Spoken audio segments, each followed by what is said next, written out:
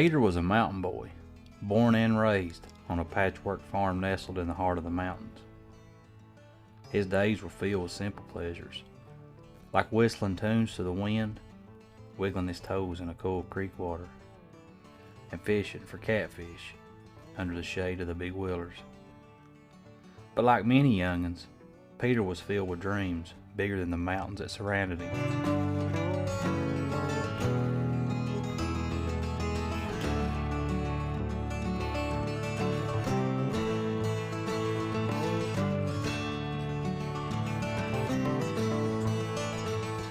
Now Peter just loved to hear the old Jack tales that his granny would spin. Jack the hero of every story. And always a plain country boy, just like Peter. But he'd go on to trick giants, outsmart witches, and find his fortunes in the wide world beyond.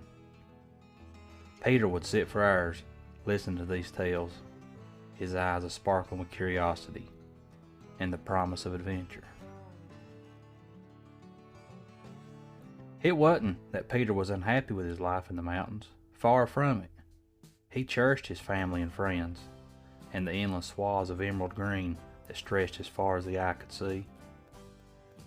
But those Jack tales, they planted a seed of wanderlust in Peter's heart, and he began to dream of finding his own fortune, his own adventure, just like Jack. As time passed, the desire for adventure continued to grow in Peter. He studied the torn pages in old wore-out books of far-off places. He'd stand on the ridges and peaks of the tallest hills, looking out beyond the familiar ridge lines and wondering what lay beyond those distant summits. His heart yearned for the unknown, for the thrill of stepping into a world bigger than his beloved mountains. But one day, as he stood looking out over the vast expanse, a sudden realization struck him. He'd been so consumed with the idea of finding his fortune elsewhere that he had overlooked the adventures he had every day right here in his own backyard.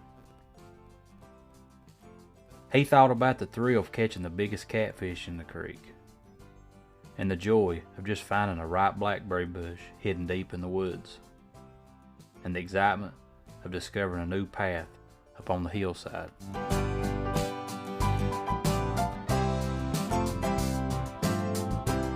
He thought about his family and friends and all the fun they had, the stories they told around the fireplace, the lessons they taught him about life.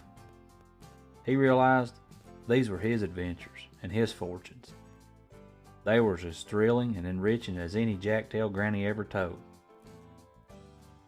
Peter, he had his own giants to outsmart, like the challenges of working on the farm, and his own witches to trick, like the hardships of the mountain life. But just like Jack, he was making it. He was living his own tale, his own adventure. It was in that moment Peter realized he was not just Peter, the boy who dreamed of being like Jack. He was Peter, the boy who lived his own Jack tale. His life, just like Jack's, was filled with adventure, love, and challenges. His fortune wasn't beyond the mountains, but right here within them, in the land he loved and the people he cherished. And